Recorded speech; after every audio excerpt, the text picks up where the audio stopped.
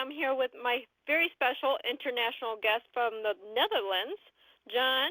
I'm going to have you say your last name for me, though. John Vespasian. Hi, Melissa. Thanks for having me on. Yeah. Thank you so much for joining me. Now, you're an author. You have at least 11 books out. Did I read that right? That's correct. Yeah, number 11 just came out. Yeah. That is awesome. What inspired you to start writing? Well, I started to write out of sheer frustration because I am a voracious reader already for decades. Mm-hmm. I read all kinds of books about personal development, history, personal finance, investment, and I could not find the kind of books I like to read that are very factual, very practical, based on real people, on real stories. So I started to write now 10 years ago, 11 years ago, books that combine personal development, personal finance, business, marketing with history. So what I do in each book, I go through dozens and dozens of biographies of people from different centuries, from different professions, from different countries, and I draw practical advice, practical recommendations that we can apply right away today.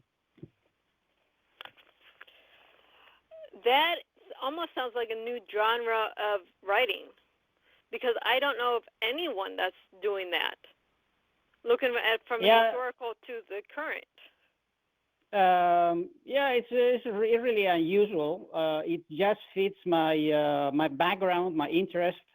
I'm really passionate about history, but not the kind of history you learn at school, which is usually very boring and pretty much useless, because what children and us think, teenagers, what they get to learn at school is basically empty dates and events that don't have any practical implication.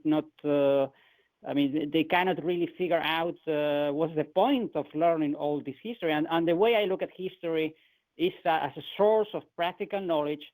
I look at real people in real situations so we can learn something. If you don't learn something practical from history, it's a complete waste of time.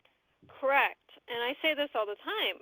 Our history repeats itself. If we're not learning from it, we're just continuing a cycle. It doesn't matter if the history is from 10 years ago or 100 years ago. We have to be able to change it by learning from it. Yeah, the problem is, and I'm really conscious of the problem, because it requires effort. I understand perfectly that many people don't have time to read books. It requires to put in a few hours. You have to think about it, what you read, and you have to see how to apply it.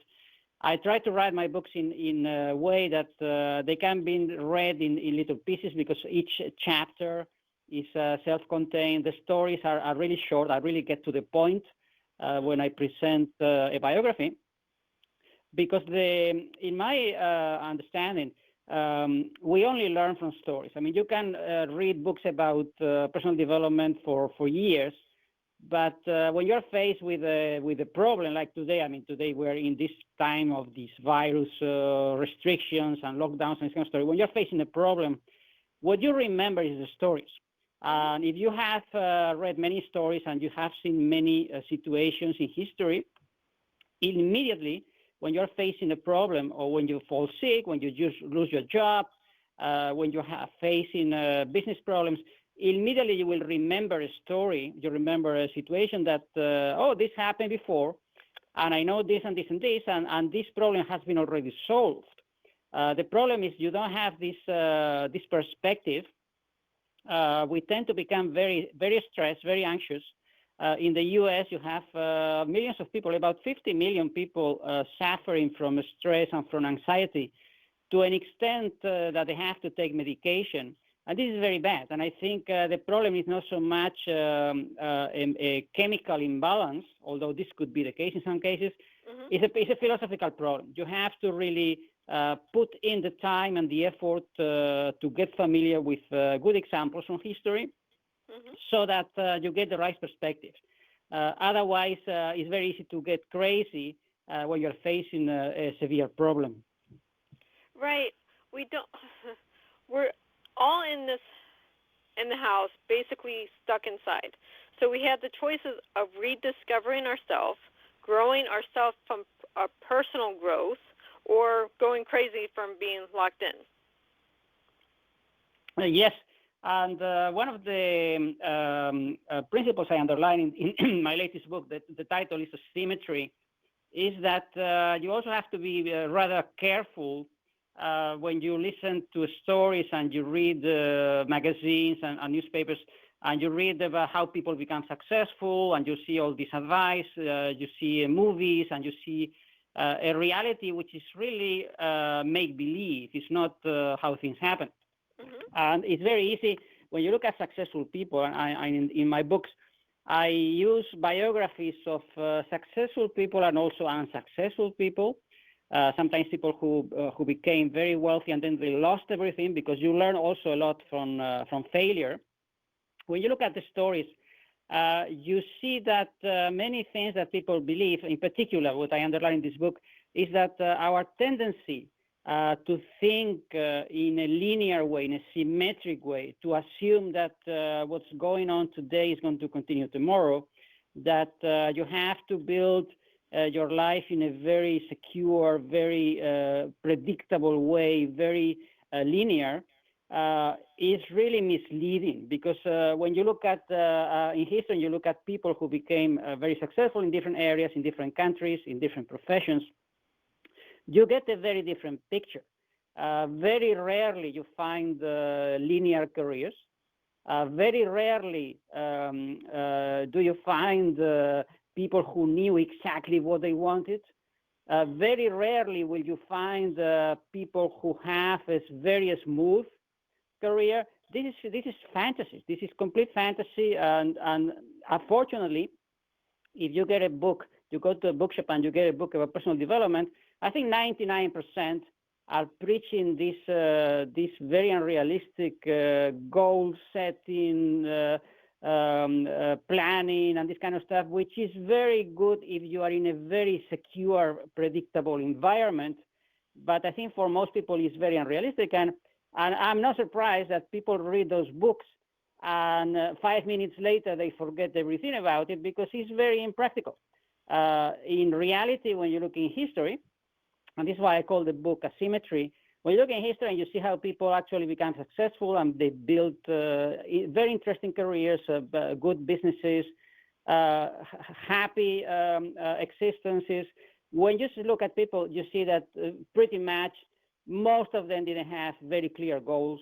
They had a sense of direction, this is true, but not really goals in the sense that people are preaching today. And most of them evolve through failure into finding out a way to succeed. And we can go into different examples that I present in the book, but you have to realize that what you watch in movies and what you read in fiction, in novels, is very unrealistic. And this explains why so many people suffer from depression and anxiety, because they have a personal philosophy that is very unrealistic. Right. We don't look at the ones. One of my best friends, okay, he's a motivation speaker. He's the CEO of a major company now. He went from being homeless, and he's very open about this. When he was little, he was homeless. And then he struggled even when he was in the military. He started going with a career, and then he got down again. It took him 3 or 4 times of restarting before he got to where he's at. It isn't the unrealistic. It's not that you can't do it. Sometimes you have to restart and reevaluate what you want in life. Yes, and you also have to be willing to stop doing what doesn't work, and this is extremely difficult. In the book, for instance, I devote a chapter to the career of Mozart, who was a great composer and performer, musician, and he died very young. I mean, he actually died, I think, his early 30s, late 20s. I mean, very young. and he died basically of exhaustion. I mean, the guy was working 18 hours a day for years and years and years, and he could not really he could not really stop doing small activities, because the theory, the principle I sustain in this chapter of the book is that if you're like Mozart and you're talented, maybe you are not a genius, but it doesn't matter. If you're talented and you have skills and you have ambition and you're driven, one of the most difficult things to do is to actually stop doing things that are really nice, but are really wasting your time. And the problem with Mozart is he was so talented. He was doing everything. He was teaching music. He was writing small pieces that for birthdays and for burials that were actually played only once. Mm-hmm. And he was giving concerts, and he was selling tickets, and he was working 18 hours a day. And actually, it was pretty obvious in the last 8 years of his career, it was pretty obvious that he could have made a fortune just doing one thing, which was writing opera, because opera was the big business. The money in the 18th century, the money was in opera. All the rest was peanuts. And Mozart was very good at writing music. But he never really took the decision to say, wow, why on earth am I wasting time giving piano lessons, which he was making peanuts, and it was a complete waste of time. He didn't like it.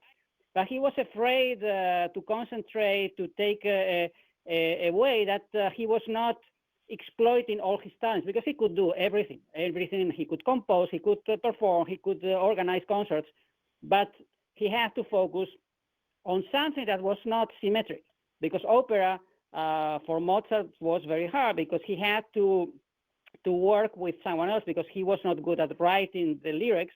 So eventually he teamed up with an Italian, his name was Da Ponte, who was writing the lyrics for the opera, and he became extremely successful, but he could not just concentrate. He had to do everything, and he kept working and working and working and working, and eventually he died from a virus, like today many people, because they are so weak, their immune system is so weak that they just stop living, because they cannot resist any disruption.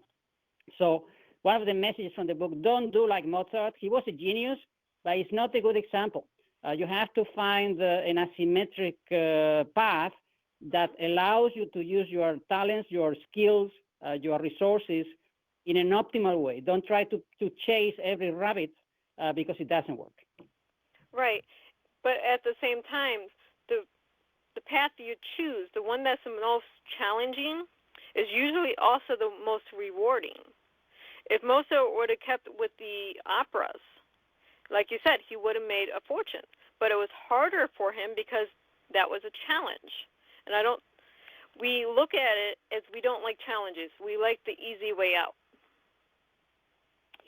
Well, it's easy to see the answer when you look in perspective. I mean, when you see the end of the story, I mean, it's easy for me to say, okay, Mozart should have done this and this and this. And I go through many biographies in the book explaining what works and what doesn't work. But I think the problem comes when you see people who are successful and they give you a version of the story that is very much, I would say, is very appealing because it sounds very cute, but it's not really what made it successful. Let me just give you an example. One of the great authors in the field of personal development is Dale Carnegie. He's an American writer. He wrote books about public speaking and influencing people and this kind of stuff. I mean, he sold, I think, millions of books. And when people read the books, and the books are very interesting because many ideas in the books, I think, are correct. But you get the idea that Carnegie became very successful because he was following these principles, and it is not true. When you look at his career is perfectly asymmetric. I mean, the guy didn't become from one day to the other a best-selling author. It was completely the opposite. He was a salesman, and he was struggling to make a living, and eventually he decided to change his career in a completely asymmetric way. He became a student, and he took a course in New York in the Academy of Dramatic Arts. He graduated. He wanted to be an actor, but he could not find a job. So eventually he started to teach evening courses for adults at the YMCA, and he started to think, okay, what could I teach? Because his background was in acting, and eventually, after trying different things, he came up to teach public speaking. He wrote notes, and then after 10 years, he wrote a book that didn't sell, and then he continued, and eventually he became a best-selling writer like 20 years later. But it's not that he became a best-selling writer by applying his principles of how to influence people and make friends and this kind of stuff. So when you look at history and you look at these careers, and this is why I call the book Asymmetry, because you have to see what is behind. And it's very misleading when you see someone who is a very successful, whatever, businessman or writer or musician. You have to see what is behind. You have to see how he became successful in reality, because it is not what it looks like.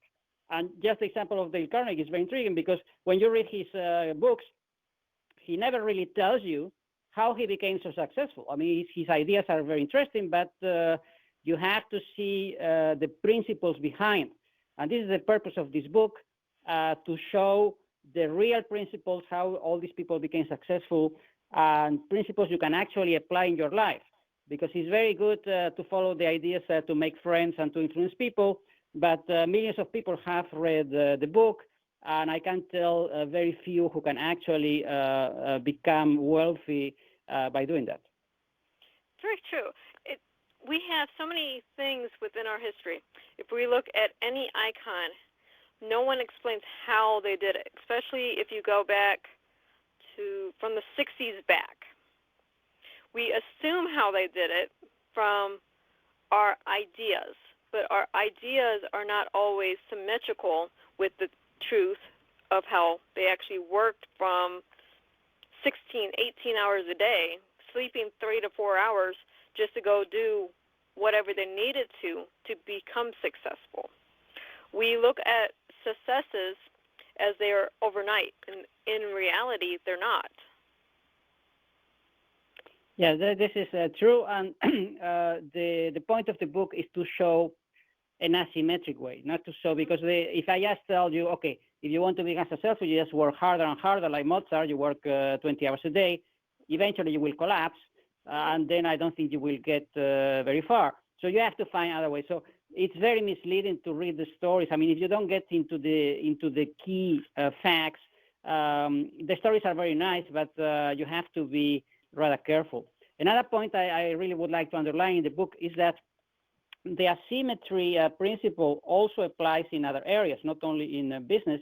For instance, it has really a huge application in the area of health, because I analyze also different people, very famous herbal experts.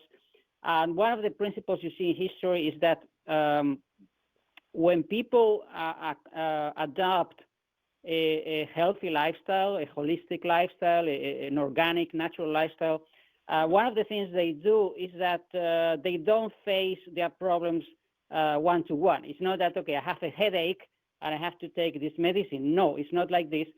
People take a completely asymmetric approach to health, and they adopt habits and they adopt nutrition patterns that they are generally healthy, but it's not that they are good just for avoiding headaches. They are good for everything. So by taking an asymmetric approach, you don't have to worry about specific conditions, because basically if you are having a healthy lifestyle or a healthy nutrition, it's going to help you in every way. The mentality that you have to wait until you get a specific problem, say, okay, I now have this virus, because now we are apparently the only problem in the world is a virus, and then I have the virus and I have to find a way to get rid of this virus. Well, it doesn't work like this. If you look at history, you look at the history of medicine, and you see great healers, they have an asymmetric approach, and people come to them with problems and say, I have this and this problem, and they say, okay, I want to see the whole picture, because to actually try to solve a little problem without seeing what is behind, it really doesn't work, because he can give you some medication or some, I don't know, herbal preparation for the headache, but next day you come back because you have, I don't know, back pain, and then it's something else. You have to really see the full picture. In the book, I devote a whole chapter to this, to some famous herbalists and healers, to really try to open the eyes of the reader to this fact, because you have to really get rid of this symmetric, linear mentality, because it's very dangerous. Mm-hmm. It is. We can learn so much from our history. We can learn so much from public figures. We can learn so much from stories, but at the same time, holistic medicine is something from our past that we need to incorporate into today, but it has to be done correctly. It can't just be overnight. Hey, I'm going to go all natural. No, there's a whole mindset that has to go along with being all natural, or there's a mindset you need to have in doing whatever you're doing. It's not just one thing that you change and it's easy. You have to also change your brain.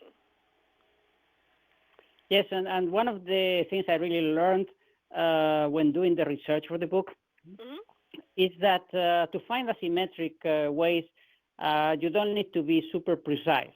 As long as you keep exploring different ways to grow in terms of your personal finances, your business, your health, you eventually find a symmetric way. And I in the book I present really many different samples from different areas where people were completely lost.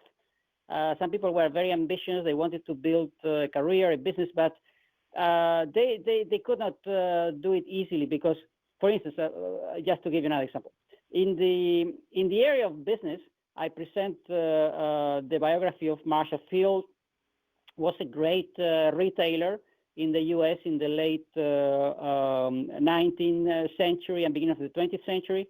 He built a great department store in Chicago, and this guy was trying to become successful for decades. He was working in retail. He was trying different companies.